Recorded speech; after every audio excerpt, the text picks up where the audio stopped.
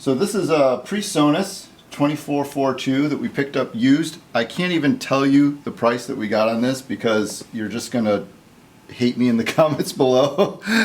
It was within our community and we kind of knew each other, and we're helping each other out in a sense. This was a church that was moving and upgrading some of their things, and they wanted to pay it forward, send it down to somebody that could use it and do well. And so we got it for a ridiculous price, and that's all I'm going to say. A very common use board. You see this in lots of small theaters, churches, venues. I'm just now exploring it. So the first thing we did is just gave it a quick wipe down of alcohol, and then we blew it out with the air compressor just to blow out any dust that might be in any of the pan pots or any of the inputs. I blew air through each one of all of these faders. So we cleaned it up and brought it in, plugged it in, turned it on, it powered on. It wasn't plugged in there. They said the last time they used it, they were honest with it, 5 inputs didn't work. So now we get to find out which 5 those are because they didn't know. 12 had some tape going down it, so I'd assume that 12 didn't work the last time they used it, which is too bad because 12 is a great number. 12.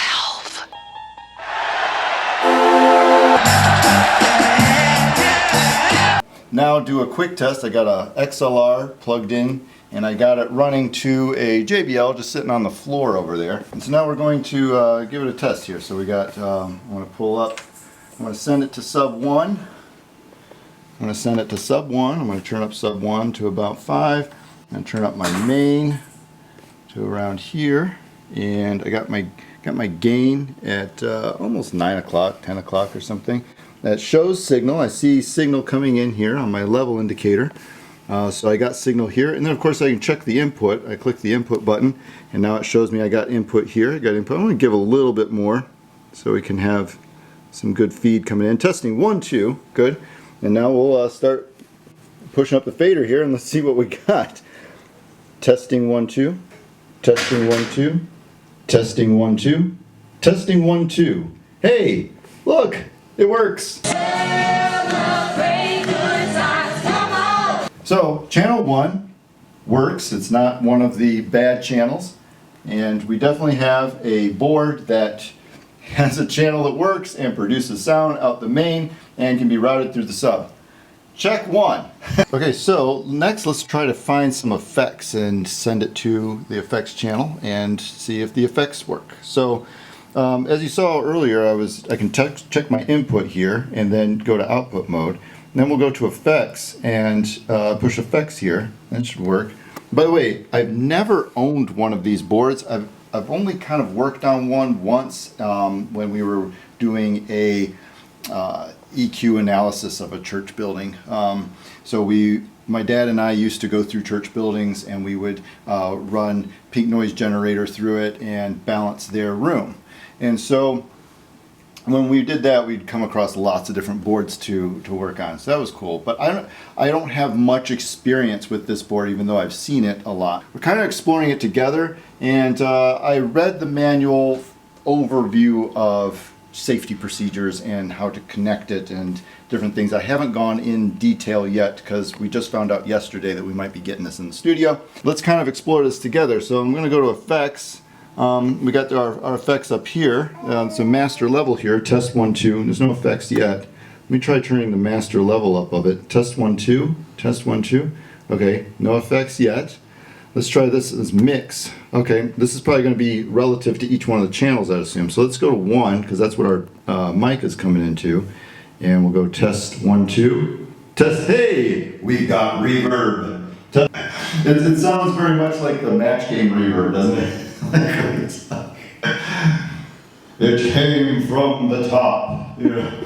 So this controls your amount now because I love this panel. They did really cool with like how it's multiple different features. So if I click the mix of this, it shows that how much effect send I want for each channel. I turn this off. Now I'm back to whatever I have selected, channel 1, and then this is going to be my gate, my compression, and then of course my EQ. Which I have off because this is what's going to be testing. Let's turn that reverb off too. I bet you if I turn on the main, it comes down. There we go. See? So this is the effects send master, so to say. And I bet you I can mute it too. Test 1, 2, there we go. All right, cool. Well, that works. So we've got reverb, the reverb works. It looks right here on the panel, we can see that we're using a plate verb shimmer. So it's a plate reverb. And notice I'm also using the trusty SM58.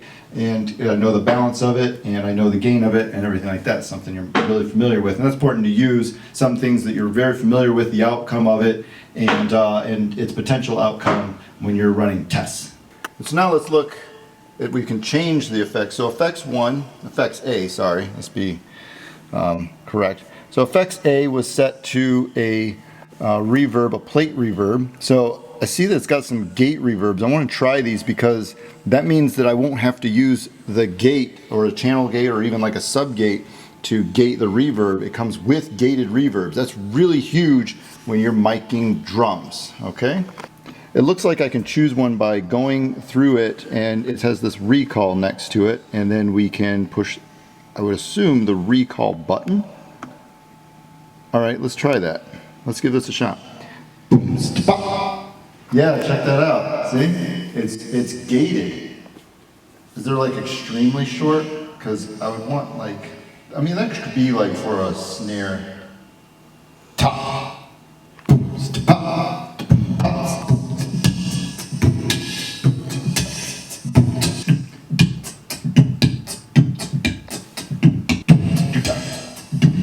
Brought to you by Voclia. Cool, so now we can change the reverb or the effects and how much of it and the channel send for it. So we're making progress.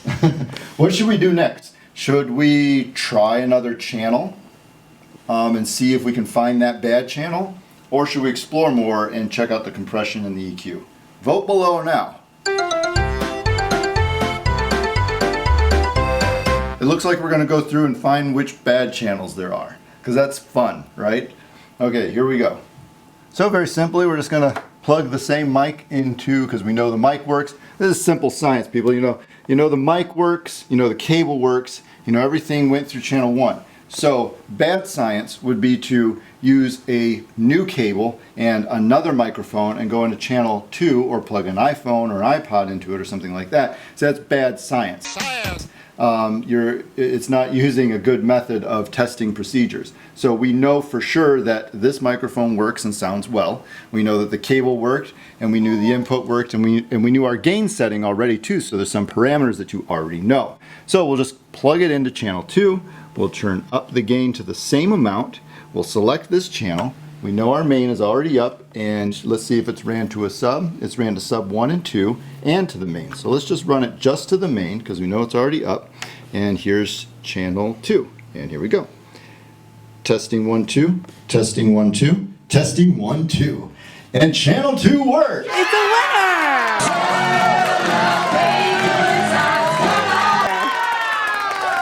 Okay. 2 of 24 have been tested. So we'll go to channel 3. Totally. Okay, channel 3 is in, same gain. Before we do it, let's turn off the EQs and make sure that, because who knows what it would have been set for. You see, it could have been set for any type of instrument or something. We'd get massive feedback trying to do just a test, and because one of the highs or something might have been turned up on it. So here we go, channel 3, going straight to the main. Test 1, 2, test 1, 2, test 1, 2. 3 is a winner!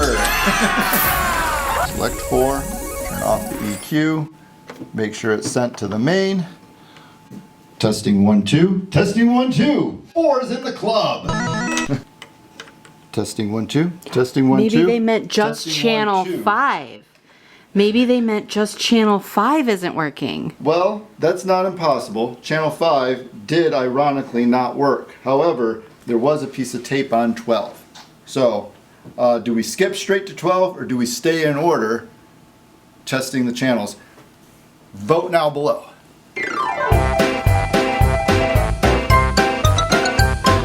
It looks like we're staying in order. That's a good idea. That's good proper science procedure. Science. No, it's never good to get excited and then just move forward. It's always good to stay in a good order in what you're doing. So let's now move on. We know that 5 is bad, and I have no way of really marking that or anything like that. So, but we have this videotape. Means up. Channel 6, testing 1, 2, channel 6. Testing 1 2. Testing 1 2. Testing 1 2. Testing 1 2. I got nothing. I got nothing. I think channel 6 is a loser too. Now here's the thing with these broken inputs. We don't know how it happened. I would say more than likely a power device or too hot of a signal came in and perhaps damaged the input, or it could be something as simple as the soldering joints on the XLR connection itself on the back. So there's no way to know. I would assume it's not like circuitry of the board or something like that. And if so, then that would be a problem that's going to, you know, virus into the rest of it eventually. But notice also we can check our input. We've got nothing. Oh, there's something going on as soon as I plug that in. Look at that. So we don't know what's happening here. We don't know why that is. That should not be like that right now. So something is happening. Can you try plugging it into 1 to see if that's still happening when you do that? Yeah, let's go back and do our thing. So testing 1 2. Yeah, we've got a good input here on 1. Testing 1 2. Testing 1 2. We've got good signal. Okay. So, but when we go to the input, we'll find out what that is all about here in a moment. Testing. Ooh. Oh, that's not good. Testing 1. Uh-oh. Oh, that's bad. So that was a bad thing, and we had to box it up and ship it to Presonus, and about 2 weeks later, this showed up at the door.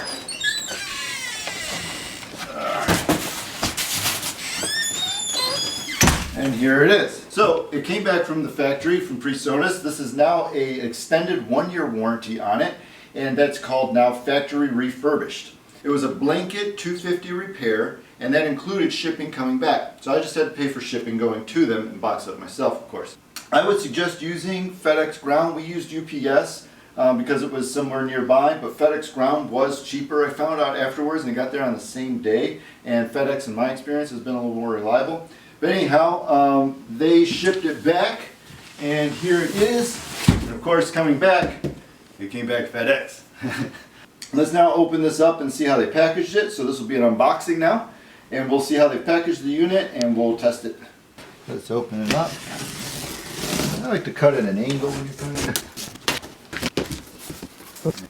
Now, we know it's the same unit because that unit had a small scratch right here. And I'm not much a vanity person, so I don't care.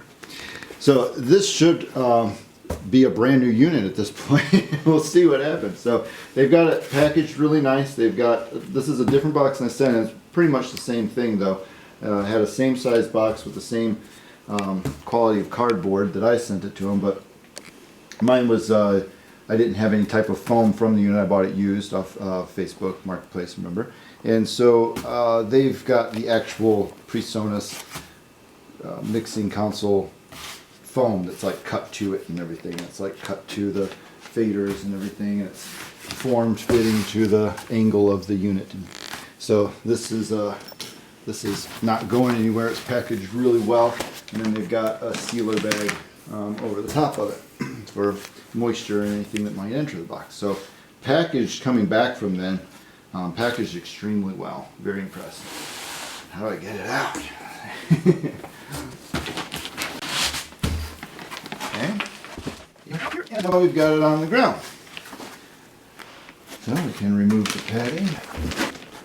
Remove the padding, and now we got this plastic seal. So I think I'm going to get it up on the stand that I have for this. I'm just using a keyboard stand for now, but I'm going to get it up on the stand, keep the plastic on it until then. I don't want to open the plastic on the carpet, you know, static things like that. So now for all you smell enthusiasts, it doesn't have that like fresh electronic smell, which is probably really bad for you. But we are all guilty of that at some time. This has no smell at all though. We cleaned, this was used at a church, and we cleaned it down with alcohol and used the air compressor and blew out all the connections and everything when we got it. Okay, so we got the bag off of it. It appears very clean coming back from them. All of these are turned to about 1 or 2 o'clock, and all of these gains are all the way down. So it looks like it had some amount of testing and things done to it perhaps. Anyhow, all the faders came all the way down, as you saw in the box, and I've connected the power cable to it. You don't ship your power cable with it. You don't ship anything but the unit itself. So I don't have it connected with the FireWire yet. We have our trusty Mark of the Unicorn A28 MK2 that was on the shelf, and that came in handy as a backup unit while we waited almost 2 weeks for this to be returned to us. So let's get the power switch turned on and see what happens. Of course, we made it this far last time. We got the logo there. Okay, looks like it's up. We've got phantom power enabled on every single strip here. That wasn't like that, so there's definitely been some interaction with the unit since how I had it when I shipped it to them, but that's okay. So now that we know that it's booted up and it's safe, we can go through the different inputs, and now we see on those inputs we don't see any activity there. Okay, so now let's hook up one of the studio monitors and get some sound out of this. We've got our trusty SM58 again, and we left off at channel 9. That's where the noise started. And so now we're going to check the gain of 9. We'll pull that up slowly. All right, and we're on input monitoring now. We see test 1, 2. Now we do see we've got a line coming in. So we'll raise the main. And now we'll start to raise my fader. Testing 1, 2, testing 1, 2, testing 1, 2. And this is going to some amp JBLs that we have here in the room. Great, all right, channel 9 works. That was the problem channel, and clicking the input, we no longer have any of the noise that we had, that we saw on each one of those channels that went, from my memory, it was like 9 to 15 or 16 or something. We'll check the tape. So these channels are now clear and 9 works. We'll go through the rest of these and check some of them and the rest of the board, of course, but so far, I mean, it sounds amazing. It's very clean. We've tested it. Now we'll test the FireWire connectivity just to make sure all of that works. All right, now with the FireWire connected, I booted up my favorite workstation, preferably Logic Pro X. We got levels coming into there. They seem to be clean. And now we'll check StudioLive as well, and we've got universal control, and we've got levels coming into there, and everybody else is clean now. So now we have a factory refurbished unit. Now these usually go for about $1,300 or $1,400 for factory refurbished on eBay or Reverb, etc. And so now we have this 2442 in the studio, and now it comes with a 1-year warranty. I think that's really cool for anybody that's got any type of situation with their 2442 or a lot of their Presonus things. This wasn't a warranty situation. It was $200. It's like $250, I think, altogether, and that includes the shipping coming back. And that's about what it was to ship it to them. So all in all, I get about $300 wrapped into the repair with a 1-year warranty now on this entire unit. I think that's a really good deal, especially considering what I paid for the unit as a donation. So it did end up being more than just 1 or 2 burnt out channels. It did have a problem with the ADC, the analog to digital conversion. Now how that happened, who knows, but it is something that happens with these StudioLive boards. I saw a lot of people on forums dealing with the same thing, and it is a send your board to the manufacturer type situation. So a really good deal all around for everyone, and really nice of Presonus to be a company that supports some of their older equipment like this. I mean, this is almost a 10-year-old piece of equipment. We got it used from somebody else. I mean, I told them that. I said I just bought it used, and it didn't matter. So I didn't have a receipt, nothing. And so it was not a warranty situation, a blanket cost, like I said. And they have that for every type of piece of equipment that they have. So whatever Presonus item you might have, there's going to be a blanket repair cost where you send it back to them, and within 2 weeks or so you get it back and it's factory refurbished with a continued warranty. I think that's really good support from a company.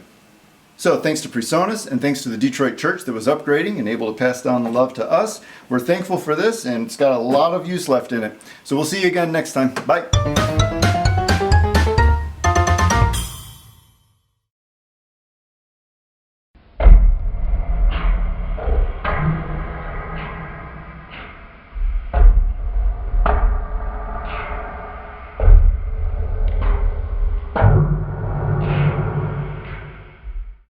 I hope we all feel that that's an investment in the music